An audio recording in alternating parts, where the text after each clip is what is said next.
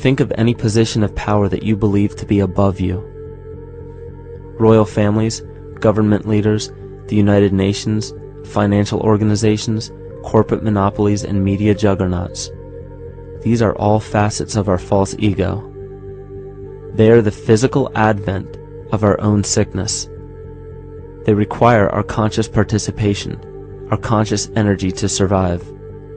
Because without our cooperation, without supplying them with the sustenance of complicity, they starve. Their very nature depends on our desire to be ruled. And a typical symptom of the illness among humanity today is our continuous denial of our illness. Repression.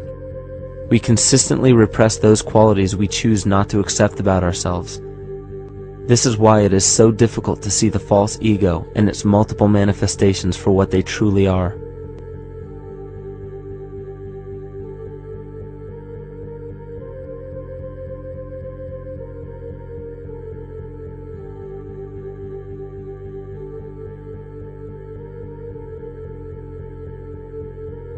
This is the very nature of the false ego. It acts as a red herring to distract us from the freedom we truly have. For this psychic parasite to survive, it must supply us with a chemical that will cause us to remain dependent upon it. In this case, the sustenance is our conscious energy. And in order for us to feed it to the parasite, the chemical of fear causes humanity to crave protection and defense.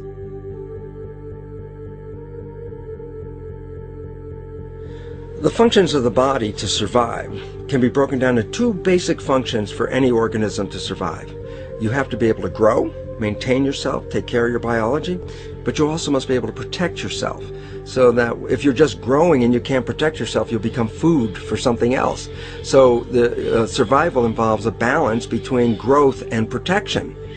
Through the history of human civilization and through human evolution, we recognize that our nature is to be in a state of growth, and that our protection is only supposed to be used to, help us out of that threatening moment. You can't be in growth and in protection at the same time.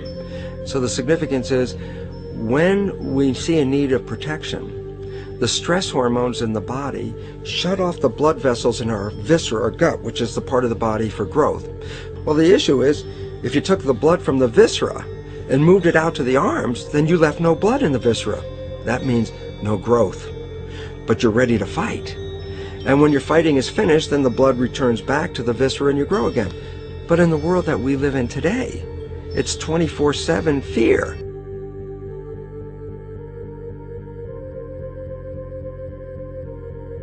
So we have a continuous dripping of that stress hormone into the body. It's just dripping all the time, getting us ready to run or fight or flight at any moment at the drop of a hat. We're ready to go because we're on guard. Well, the problem is, what does that mean about your allocation of energy? And it says, we're spending most of our energy in protection.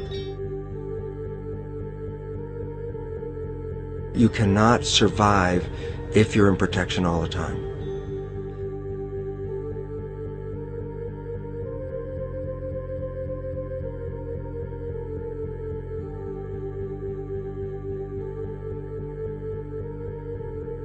And if the parasite can control the nature of the fear, it can then create a fear among us that only it can defend us against. A recent physical manifestation of this comes from Zbigniew Brzezinski, former Secretary of State who also supported President Barack Obama.